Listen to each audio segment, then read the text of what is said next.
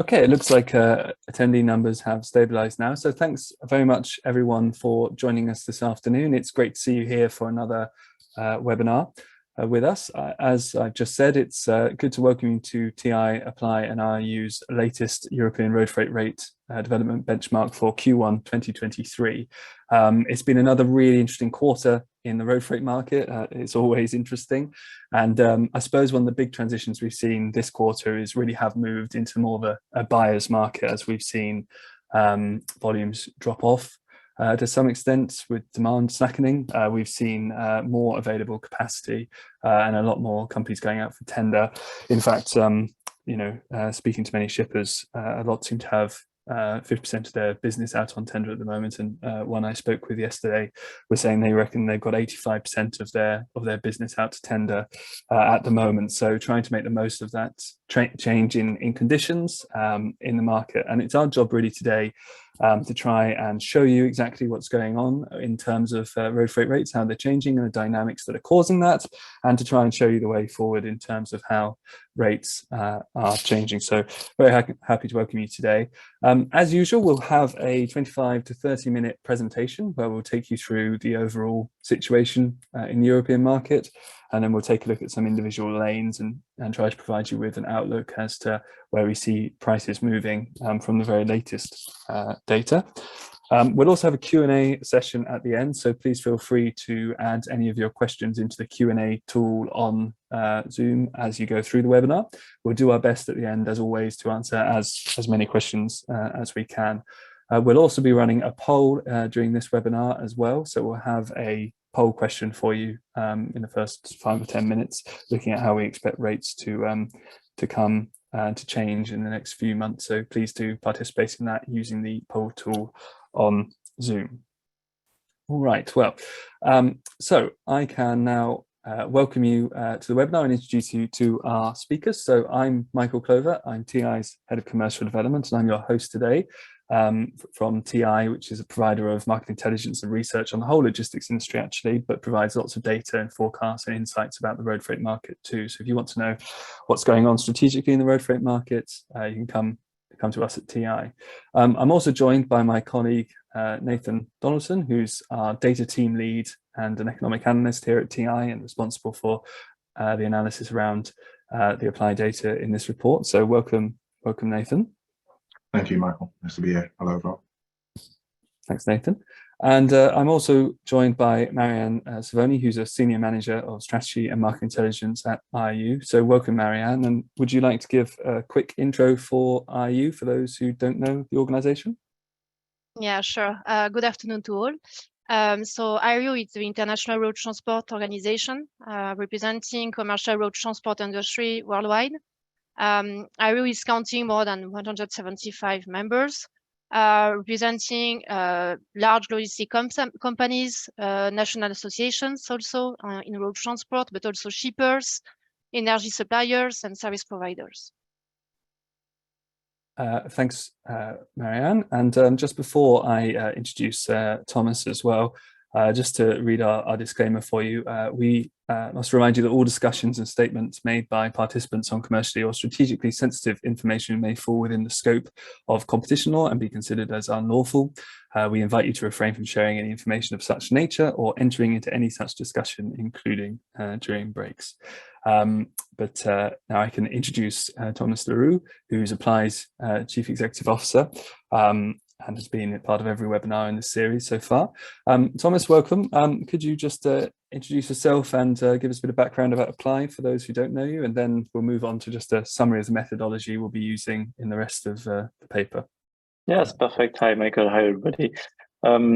Apply is a tech company dedicated to the supply chain and the transportation world. We are providing a lot of services, including benchmark and analytics services, where we gathered a lot of data, transactional data directly from shippers, carriers, or freight forwarders. And this is exactly the data that we will use in this webinar and that we will analyze all together. Thanks, Thomas. And we'll just move on to the next slide here, which is a summary of the methodology, just so everyone understands exactly what data we're looking at in this webinar. Thomas, could you take us through? Yeah, I will follow on what I was saying. what it's important for you to understand exactly what you will see later, because we will show a lot of data based on real rates that we are collecting on the market, and it's important for sure to understand the rates that are behind that.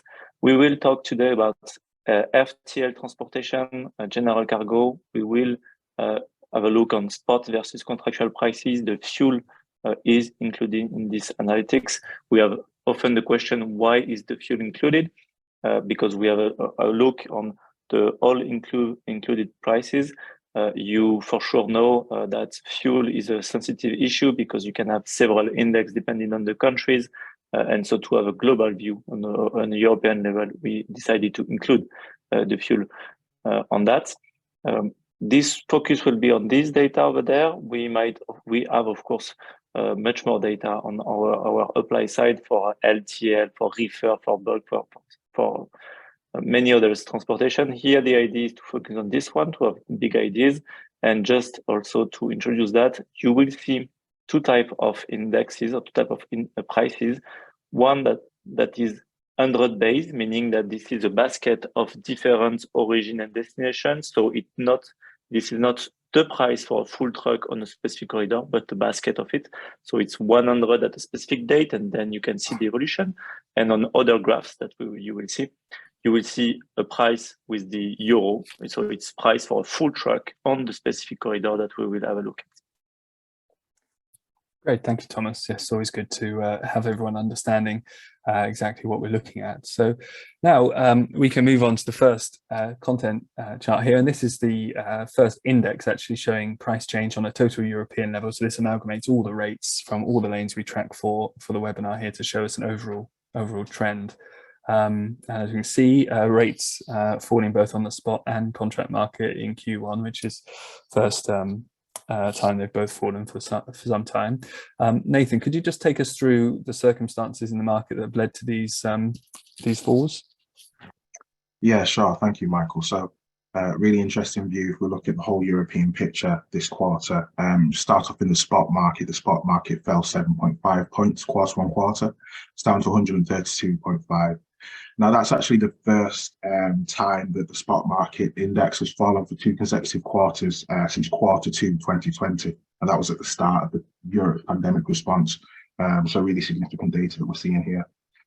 Additionally, the spot market index has now fallen down below its level at quarter 2 2022. And that was the time when we first started to see the effects of the Ukraine conflict becoming clear. Now, the spot index still remains up 8.9 points year on year. But then if we look over on the contract index, that fell 2.8 points, so a less severe fall, but that's the first fall for 6 quarters. So also a significant data point, and that remains up 10.7 points year on year. If we're looking at the dynamic that we're seeing, so the spot rates are now, they declined 1.5 times faster than the contract rates.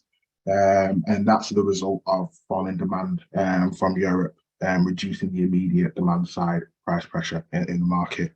When we look at what was the cause of this, we can see that, well, we've got the combination of falling consumption with inflation being a clear driver of this. So despite inflation easing, year-on-year consumption is down 6% in Germany, 3.9% in France, 2.8% in Italy, 4.3% in the UK. So we've got a fewer volume of goods being demanded by European consumers, and that's putting less pressure on the market as we go through 2023. In addition, we've got wage growth that's lagging behind inflation. So we're likely to see this continue throughout the year as the real income of European consumers falls, and they're going to demand a lower volume of goods. So if we look over on the production side, now the fears of a severe recession and an energy crisis has subsided.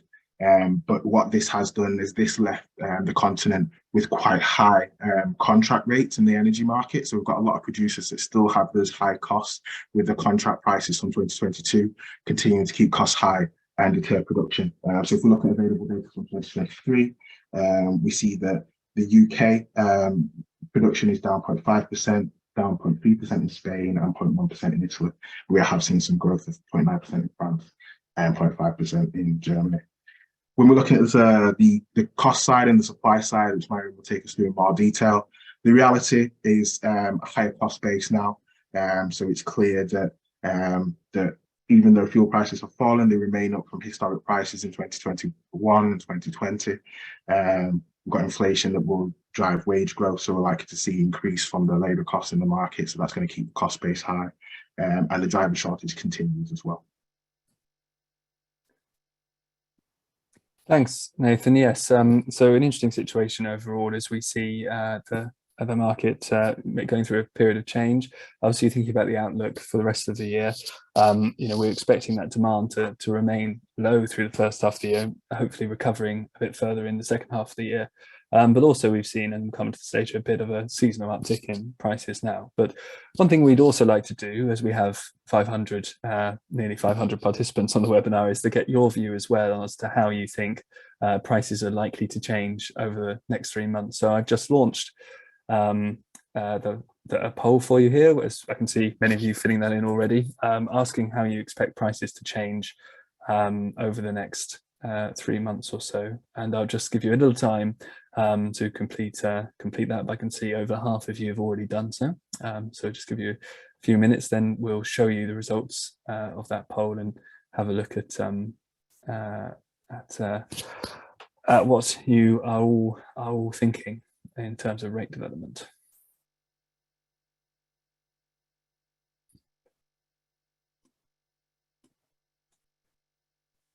All right, if everyone's still fitting that in, I can see now that there's a strong trend in one direction there. So it's pretty much in line with our thoughts and expectations there. It seems that everyone agrees, or most people agreeing with us as to the answers. Looks like most people have answered now, so I'll just end that poll and then I should be able to show you the results as well here. So should now be able to see those results. So we can see that almost half of respondents there have said rates will decrease slightly in the next 3 months. That's 49% of responses. 28% of you, so a good number, think rates will remain flat, and 9% think rates will decrease substantially. But a significant minority do think that rates would increase slightly, looking at 15% thinking that rates would increase slightly. So I think that's pretty much in line with the analysis that we've been providing, and sort of validates our expectations for the market. But does anyone have any comments on those results immediately? Thomas, any thoughts? I suggest to keep myself for the end, because we will talk about it. Just a teaser, but the last slide of the presentation will be on the last weeks, on the month of April and the beginning of May. So it's good also to have this view on the last weeks. Okay. Yes. See where the data is pointing, which after all is why we're here. So yes, no worries. Okay. Well, thanks everyone for participating in that. We'll move on now to our next slide, which is really looking at some of the supply side issues and showing the trend on fuel prices. So Marianne, would you just take us through this? Yeah, sure. So as you can clearly see on the graph, the Q1 23 fuel prices at pump average were 9% less expensive than the last quarter, so the Q4 22 levels. And we can say that we came back to the levels of the Q1 22 prices, so before the war in Ukraine. What we can say here is that the average price on the main economies that you can see on the graph is about 1.7 euro per liter, and it was 1.9 euro per liter on Q4 22. So what we can say, and it was exactly also what Nathaniel was saying at the beginning, the fuel prices show decline we could say the Europe economy shows sign of slowdown, and it is driven by 3 main elements. The first one is the highest number of refineries coming outstream. The second element of explanation, which is a strong one, is the fact that the export from Russia are rerouted or substituted by other partners. And today, US became the main crude oil supplier of Europe, 18%, followed by Norway, 17%, and Kazakhstan, 15%. The other element that we can say here is the effect of the country's stockpiling in anticipation of the ban on Russian food. And the last thing to mention here, which is an important one, is that there is a very big uncertainty on what is going to happen during the year on the food prices. You have the recent escalations in the war. So you have the recent ban from EU, and also followed by the group of 7 advanced countries with a ban on Russia on crude oil imports since December 2022. And so this policy bore oil barrels from entering the EU directly, while allowing the world markets only to trade and refine Russian oil for sale in Europe if strict crude oil prices caps on its purchase are implemented. And the cap is $70 per barrel. So according to the European Commission, in 2022, 29% of extra EU crude oil was originated from Russia. And so the Russian decision to not accept these price caps will have a potential impact, which is going to be maybe less and less important according to the fact that there is a diversification of partners, but we can expect a potential impact on the fuel prices during the year. So yeah, this is what I could say on this one. Thanks, Marianne. Yeah, it's really interesting to think about. Obviously, fuel prices coming down, but what the impact might be later on in the year as well on costs. So that's one sort of key element of the supply side, and Marianne's going to take us through some data, some more data on the on driver shortages as well in a moment, some new data from IU. But we also wanted to provide a bit more of a picture as the demand side forecast as well. So this is actually TI's forecast for or latest data on projection from the first 3 quarters of 2022 for 2022 as an actual, and then a year ahead for demand development for road freight in 2023. So Nathan, could you just give us a bit of context for this, please? Sure. So this is useful for this section. Now, obviously, we've covered the European view of what the actual gross on the country level look for consumption and production, and this shows it for the continent level. And this is really important in the section we're looking at at the moment as we talk about capacity, because we had that tight capacity and that quite strong growth in demand, which was really working to push the rates up.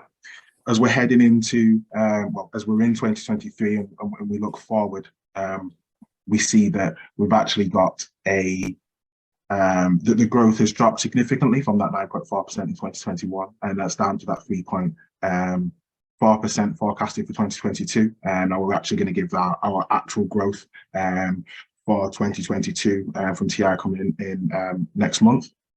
But we look to see that just similar level, maybe a bit weaker than we expected during the year. And then so for this third bar, apologies, that says 26, and that's 2023. And that's our forecast for the 2023 growth. And that's at 1.1%. So it shows that actually the demand pressure is really falling off as we head into 2023, as it looks like we're seeing more stagnant demand for the sector across the continent. And so it reduces that tightness in the market. Well, we also have that tight capacity, but we've got less pressure on the demand side, which is really forcing the rates up, while capacity stayed tight and actually fell in some places. But Marianne can take you through the driver availability to reflect that capacity now. Thanks, Nathan. Yes, but very interesting to see the overall demand and spend on and revenue really in the road freight market too. So Marianne, here is the latest driver shortage data as well from IU as well. An interesting story as we go into 2023 here as well. So could you just explain the trend we're seeing here? Yeah, so what we see here is that there is still a high driver shortage, which is expected for this year. This is first estimations. We are still fine-tuning the data, but clearly we will stay at the same level than the last year. So what we can also say here is that 9% represent around 300,000 field jobs. And what we can say also here is that the share of women is about 4% of the workforce in our last estimation. And the young drivers, so the drivers below 25 years old, are representing 8% of the workforce. So meaning that the lack of workforce will still continue to represent a pressure for the operators on the cost side. Something I wanted to highlight here as well is that there is a trend of a higher number of foreign drivers in Europe, notably in countries where there is an amount of international operations representing more than 20% of the operations. And also the countries, which is a quite important point here, the countries in Europe that have CPC process of qualification, which is a little bit more flexible. In Europe, you have three ways of to obtain the CPC qualification, and you have countries where it is possible for a foreign truck driver to get a training in English, which is the case of Lithuania, which is not the case in France, for example. So depending on the different qualification requested to get the CPC, of course, the share of foreign will be impacted. So just to finish on this one, because you see this is a continuous lack of workforce, and the road transport industry is asking to create an European framework for the recognition and the exchange of third country drivers' profession driving licenses. And so this will help bringing additional qualified drivers to the market from third countries. And when we say third countries, it means neighboring countries of Europe. So meaning notably the Euromed countries, meaning notably North African countries, for example. So just to finish on this, the European Commission is developing a concrete tool to attract this third country talent to the European markets. And it started with a pact on migration at the beginning of the year. Thanks, Marianne. Yeah, so a few things being done there to try and deal with those issues as well.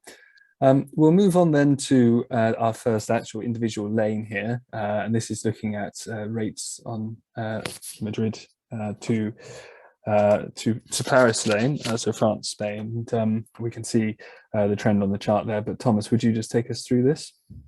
Yes, I will try to be quite quick on this one, and then because we have some others one. Here, what is quite good to see is also to answer to some questions. If you're looking at the gray line and the red one, you can see that the spot prices are below the contractual one.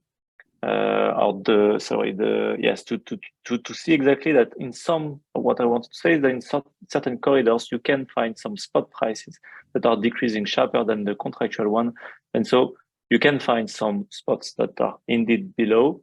This is not the case in the majority of the lanes, as you can see it on the first graphs, but this is something also to look at. What we can see over there is that the spot prices are decreasing quite sharp, while the contractual one are not, I won't say increasing unless the black one, but needs something to have a look at, because here between Spain and France, it's a bit specific. We have the car industry that is quite strong, and we know that the cars industry is going quite well compared to the past months or quarters. We know also that the agricultural goods was very good at the beginning of the year. It was not the case in Q3 and in Q4. So this is just what I wanted to say on France versus Spain, and we can have a look on the spot versus contractual just after. Thanks, Thomas. Yes, and now we can move on to Poland, Germany here, where we see again falls across the piece really. Nathan, could you just talk us through what's driving this? Sure. So on this lane, if we look at the head haul, so looking into Duisburg, we've got contract rates which fell 2.4%, so quite a shallow fall, but they remain up 24.7% year on year. And then we've got spot rates that fell more considerably, so 6.6%, but they do remain up 16.1% year on year. When we look at the backhaul, we're looking into Warsaw, we have contract rates that fell 2.1%, so again, quite a shallow fall, quarter on quarter, remaining up 10% year on year, and spot rates that fell a significant 8.3%, leaving them up just 3.6% year on year. So if we're looking at the spot versus contract, the spot rates in the head haul are now just 12.3% more expensive, than the contract rates, and that's down from 17.4% in the previous quarter. And that's a result of the spot rates falling at 2.5 times faster than the contract. This is a result of weaker immediate demand. So as I mentioned through the European section, the immediate demand is lower, and we've seen falling costs as well, which will affect both markets, but the immediate demand and less pressure affecting the spot market quite significantly. So German industrial production grew slightly for quarter on quarter, thanks to B2B growth. But the B2C focused production is looking like it's going to trend downwards. So that's putting less pressure. We see a 3.2% quarter on quarter fall for durable goods, and consumer goods grew just 0.1% if we're looking at production. Diesel prices in April were down 26.6% versus their October levels. So we've got a cost base that's allowing falls in both markets. Now, receding recession fears, energy crisis fears have allowed some shallow, have limited the falls on the contract market. And then if we look over at Poland, recent high inflation of 18.4% in February has dropped only to 14.7% in April. So still staying quite high. And that's causing a fall in consumption, significantly reducing the volume of goods demanded from the Polish consumers, and that's putting less pressure on the market. So it's allowing some falls in both markets, but specifically the spot, which you see in the immediate pressure reduce. Thanks, Nathan. Just a quick question that we had was, what does C and S stand for? So C is contract rates and S is spot rates, just in case anyone else is wondering. All right, we'll just move on to the last major lane now. And this is looking at France, Germany in this case. And again, we see falls across most of the lanes, apart from the spot from France to Germany there. Marianne, could you take us through the trend here? Yes, sure. So when you take the head haul from Duisburg to Lille, there is a contraction rate of 6.5% that we can see. And the spot rates also fell by 9.6%. On the back haul into Duisburg, contract rates fell 2.3% quarter on quarter. And the spot rates grew on the other side, 1.9% quarter on quarter to reach 575 euro. So this is in stark contrast to the rest of Europe, with only 13% of spot rates rising in Q1 23, and so the average spot rate change behind a 4.2 fall. So what we can say here, the volume of manufactured goods consumed in France fell by 0.3% compared to the previous quarter, and is now down 3.4% year on year. This drop in demand for goods is resulting in low levels of demand side pressure, which is facilitating a fall for both spot and contract rates on the head haul. Despite a weak industrial growth, the French industry is still resilient. In the available data that we get from the National Institutes of Statistics and Economic Studies, puts a total Q1 23 manufacturing down 0.4 points compared to quarter 22 and up 0.8 points year on year. Many manufacturers locked into high price contracts, keeping in fact the cost high and limiting the demand for German capital and intermediate goods, and thus keeping the demand side pressure on the road freight rates low in 23. In Germany, the available data from the German Office for National Statistics show that the average monthly volume of manufactured output grew 2.3 points in Q1 23 compared to the last quarter, so Q4 22, with intermediate goods growing 2.9 points and capital goods growing 2.7 points. The total manufacturing output is now up 0.5 points year on year. So this growth represents a more positive view of the medium term for German industry, with a comforting sense of energy security, encouraging production growth. This facilitates the spot rate growth from Lille to Duisburg that we can see here in Q1 23. Just to finish, when we look forward, the high inflation, as we mentioned at the beginning of the webinar, will continue to limit the growth of the consumer goods demand, and high cost from energy prices will limit the country competitiveness in the international consumer market in H1. And finally, the small businesses struggle and will continue to struggle with high cost and lack of competitiveness and consumer demand. And it's likely spot market rates will fall again in 23. Okay, thank you, Marianne. Yes, so interesting differences between some of these lanes here, with different dynamics going on. Certainly on the Spain to France lane, as we're seeing across the other two lanes here.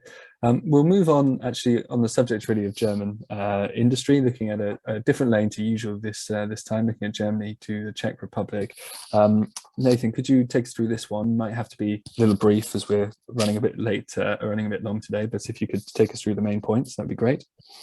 Yeah, sure. So we look at the contract prices on this lane. So if we look at the head haul to Prague, fell by 6% and remain up 12.5%. And the spot market into Prague fell by 4.7%, but remains up 15.4%. So similar story where the rates are still up versus previous years quite considerably. Contract rates on the back haul, so that's into Duisburg, fell by 4.6%. Remain up 8.1%, and then the spot rates into Duisburg fell by 4.2% quarter on quarter, and that leaves them up 21.3% year on year after a very significant increase earlier on in the year. And what we're seeing here, this is again similar to what we're seeing in other places. If we look at retail sales, total Czech retail sales, Czech retail sales decreased 14.5 points year on year. If we look at the latest available data. With vehicle sales, spending on clothing and fashion declined quite significantly, with a fall in discretionary income. It's showing the consumers are now becoming more cost conscious and demanding a lower volume of goods, especially non-essential goods. And then Germany, really similarly, again, we're seeing that the B2B industrial growth seems quite steady, especially from the improved situation from Q4 and Q3 last year. But consumption is really, the B2C industrial output is quite weak. We can see that the consumption on the Czech end is quite poor, and then this will reflect in the demand from those companies, and it's going to weaken the pressure. One thing to note on this is the effect of strikes. So in Germany, we've got the transport strikes, and that doesn't affect the logistics sector, but it is believed that it could have some knock-on effects affecting delays, costs, and capacity for German logistics. Okay, thank you, Nathan. And then moving on actually to a view on a slightly different type of data, really, because as Thomas mentioned at the start, we're mostly focused on international rates in this webinar, but we do want to highlight some of the domestic rates that I have available in this particular chart here is looking at Italy domestic rates. We also have a view as the international rates for Italy as well. But Marianne, could you just take us through the domestic situation in Italy, please? Yeah, this one is very interesting. So you can see in this Italy domestic rates index that the contract rate increased 3 points quarter on quarter, while the spot market fell 4 points quarter on quarter. So there is a big difference in terms of trend. Domestic contract rates were among the few that rose in Europe, as you saw during this webinar. In fact, last year Italy faced unprecedented weather conditions with record of the temperatures and also the lack of water, and notably on the main river Po, and that have severely impacted the waterborne transport and irrigations. The Farmers Union already warned of a record low harvest, but in fact some regions, and it was the case of notably Tuscany, produced better than expected the volumes and quantities of olive oil in the winter harvest. And so as a result, there was a greater competition for customers to secure the capacity in the contract market, which added demand side pressure to the market and pushed up the rates. Also, what we can say here is that, and it is notably the case for Italy, in Q1, the diesel prices were still are very high. The average for Italy is at the end of the quarter Q1 is 1.8 euro per liter. So this is affecting the freight rates as the government's fuel discount expired.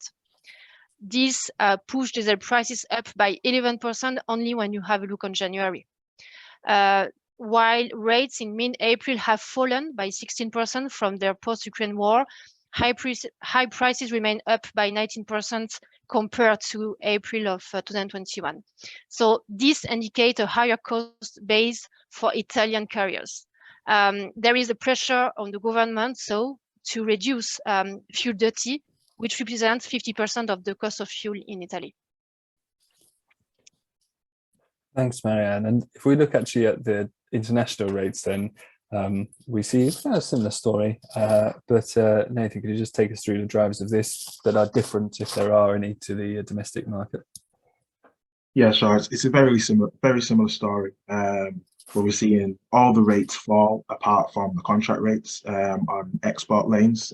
So we're seeing that the effect of companies trying to secure that capacity after a very different situation in quarter from the dire situation we saw in quarter 3 and quarter 4, especially for the agricultural market. I would say that the main thing to pull out of this is what we can see in terms of the contract rates rising. So other places we've seen the main cause of the gap between the markets being the fall in the spot rates. Here we saw contract rates rising, so that reduced the gap in the spot rate. So an example being Milan to Warsaw. So if we look at the export lane to Warsaw, the gap is now 21.5%. So spot rates are now 21.5% more expensive, and that's down from 28.5% gap in the previous quarter. So a significant change there and heading downwards and coming a lot closer. And then if we look at the import leg, so into Milan, the gap between the rates dropped from 13.7% to 8%. So we're seeing the markets come a lot closer together, but actually this is a different driver. That's the contract rates increasing and being a big driver there, rather than the spot rates falling, but they are also falling. So very different situation. Okay, brilliant. Thanks, Nathan. Now, obviously, all this data ends really at the end of Q1, so that's the period we're looking at with this data. But we do want to show you as much as we can an outlook as well as to where we think things are going. And obviously, Apply Data does run on a weekly basis more regularly than that. So we've also included this chart here looking at the Jutta Duesberg to highlight some of the more recent data. And this also gives us an opportunity to look at what the data is currently showing us, the very latest on pricing moving, and how that relates maybe back to our poll earlier on. So Thomas, could you just talk us through this? Yes, and the first comments, I just seeing that we are talking about euro per kilometer. I'm looking at you don't see the euro on the left of the graph, but this is euro per kilometer. What you see over there are weekly fluctuations. So the gray part are weekly fluctuation for spot and contractual from France to Germany, and in red or in blue you have the monthly average, the quarterly average. Sorry. So what is interesting in this one is that you can see the last months and the last week, because this has been extracted yesterday. And once again, I want to talk about spot versus contractual, and this will answer a bunch of questions that we have received that are very interesting. We can see on the red part over there, for instance, if we are looking at the gray weekly, week-to-week prices, clearly spot prices are above and sometimes below contractual prices. And this is, from our point of view, something that is showing that there is a lack of demand, or that the demand is lower than previously on the market. Clearly, on the 2022, the demand was very high. We had a shock in the capacity of transportation that were available, and spot prices were above almost all months or all weeks of the year. We can see in many corridors, and this is the case here in the red one, that today, or at least over the past months, or the first quarter, the demand is lower. We have more trucks available because of the demand that is lower, and sometimes the spot is better. We are better off going on the spots.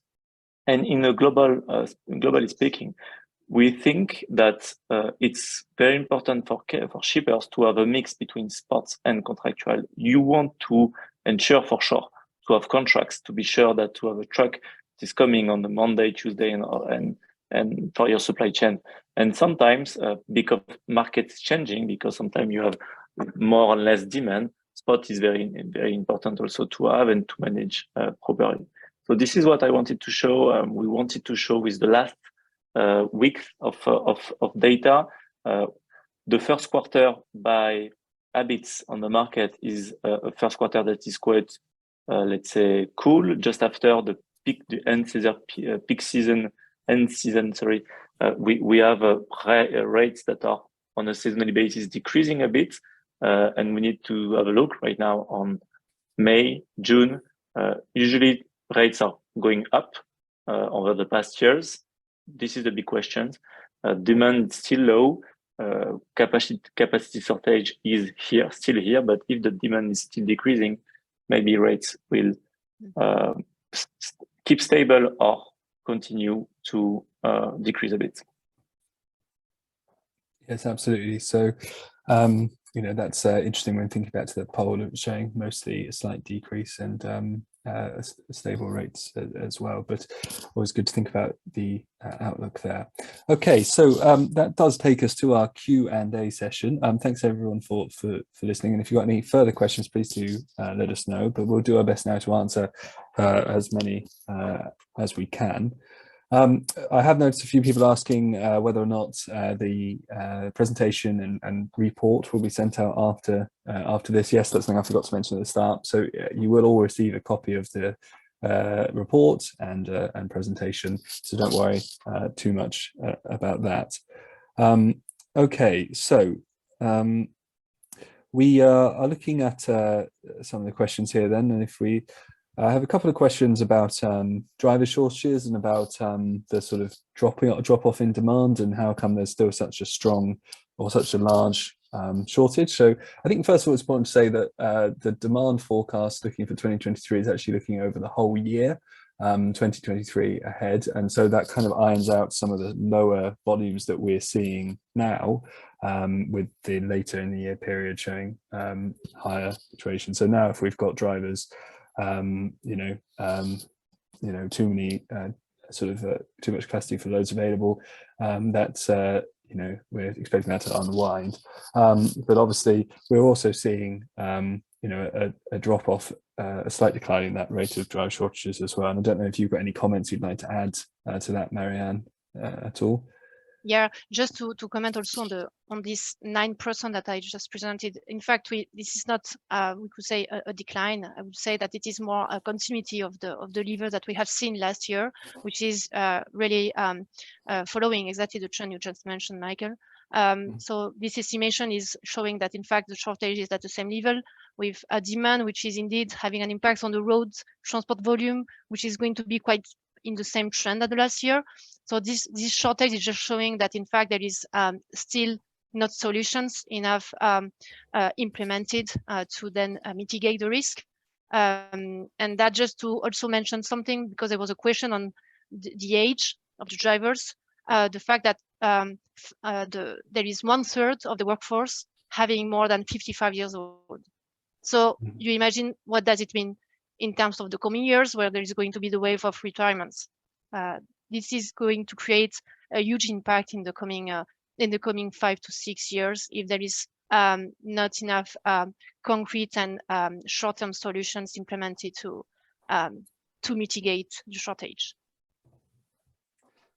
Thanks, Marianne. Yes, and you've also answered another one of those questions there in terms of drivers' ages as well. So thanks for covering that. We've had another question here just on the subject of driver shortages, then we'll turn to some of the questions on demand and price change and what's influencing that.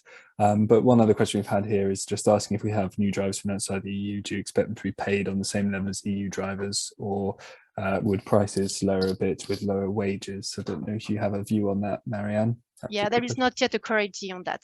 This is going to be clearly something to be tackled by the European Commission in the Pact of Migration. But yes, indeed, it is going to be one of the discussion. What is going to be the wages of these foreign drivers coming to Europe? So let's see. When we have more clarification, we will share it with you. Yeah. Okay. Thank you. Yeah. Okay. So changing gears slightly, we also have some other questions here asking about what we think are the biggest impact on rates. So one here that maybe for Thomas, asking what is the main leverage of rates decreasing in Europe? Fuel decreasing or market and demand decreasing? Thomas, it looks like you'd like to answer that one. Yeah, for sure. The fuel is part, of course, of a big part of the truck cost, of the transportation cost, of between 30 to 35%. It depends if we are taking all the costs in consideration. But I mean, this is an external cost, let's say. Of course, if you are buying on the spot market, it will be directly included in the price of the spot. If you're in a contract, usually your contract is based on an index, of fuel index that might have some lag. Or if you're going through certain countries, it can be a mix of different indexes and can be a bit tricky to follow. But what is very important, I think, is leave apart the fuel, try to see exactly what is the driver of the increase or decrease of price right now. Driver shortage tends to keep the price going up, but as we saw it, and we clearly see it today again, is that if the demand is not here, and for many reasons, and I will just add a new reason also that we don't talk that much here, is that the shippers have stocked a lot. They've bought a lot of goods over 2022. The demand is not here. It was not here at the end of the year, and right now because of inflation mainly. And so the demand for transportation is quite low. So I think the main driver, at least the one that we need to have a look at, is the demand for transportation. And demand for transportation is lower than expected or at a low level, and this drive prices downward. And if you add in addition the fuel that is decreasing, for sure the decrease is sharper. Yeah, definitely. It's very interesting to see the impact of that, and certainly, you know, I think a lot of people in the market now would say that the drop-off in volumes is one of the big issues that they're seeing affecting pricing. So, yeah, there's another question here where that you've put your hand up to answer. Thomas asking about saying that spot rates are low in the contracts. They're seeing contract prices dropping marginally, but actually seeing recently substantial growth in spot rates. So do you have a view on why we're seeing that, or if you expect to see that carry on? It's can you just repeat? There's a question that you've flagged to answer here, which is saying we also see that spot rates are lower than contracts. Sorry. Okay. Because I already answered to this question directly in the chat, but I will do it again because I saw that many questions were behind that.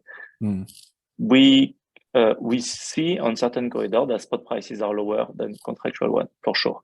This is not the majority of the cases, at least in all the corridors that we can cover in Europe, because for sure, when you're coming and secure rates over a year with high volume, you usually have better deals than spots, and this is normal. Spots usually you want to have a truck that is going out tomorrow from your warehouse, so you pay a premium for that. But I will just repeat one thing, is that when you see on the data that the spot prices are sometimes below the contractual one, it shows, from my point of view, that the demand is lower than expected, or that the demand is lower than the offer. And so this is showing that if it continues to go like that, contractual prices will go down and follow the spot one. I think this is the good insight to have a look at. Yeah, we see that quite a lot in quite a lot of the data, don't we?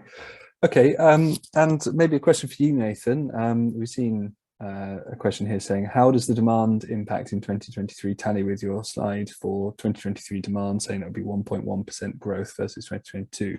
Do you expect demand to pick up in the second half of the year? So Nathan, what do you think about that? Yeah, sure. So our demand forecast is based on a really holistic top level view of the demand, but we're also considering all parts of the demand, whether this might come from consumers, whether this might come from retailers and producers. And then obviously when we're analysing this, we're looking at more of a short to medium term indicators of demand. But I would say that one thing is that we're seeing is that while consumption has been trending downwards and we have pulled out quite a few negative production figures, some of the production figures are actually more positive, especially from the scenario that we saw last year, where there was real hesitation to increase output, especially on the production side from energy crisis and then around the interest rates. I would say that actually we're seeing more of a stagnant level of production.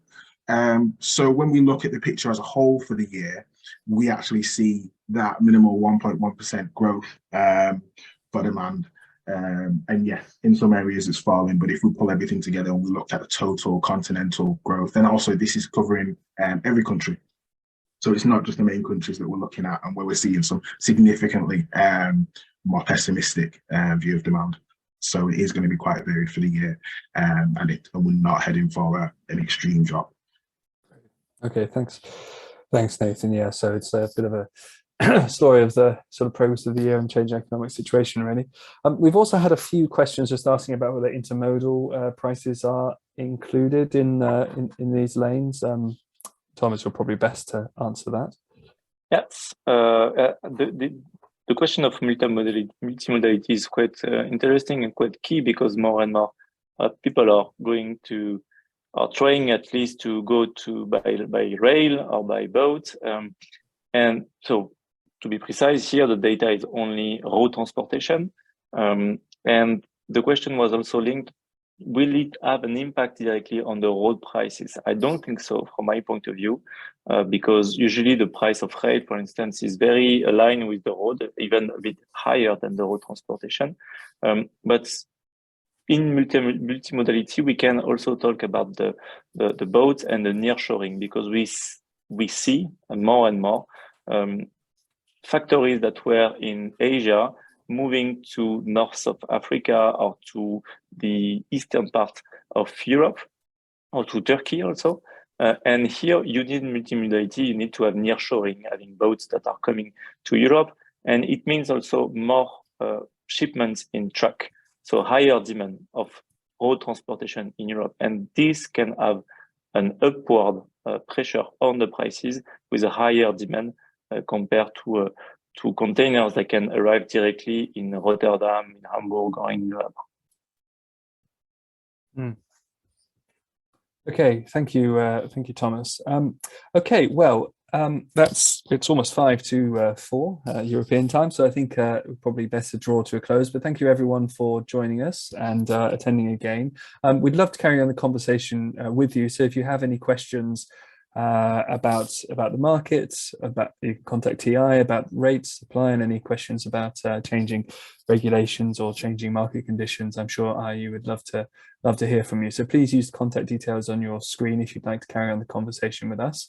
It then remains to me really to thank our panelists, Nathan, Thomas and Marianne, for joining us to give their insights once again, and again to thank you all for coming.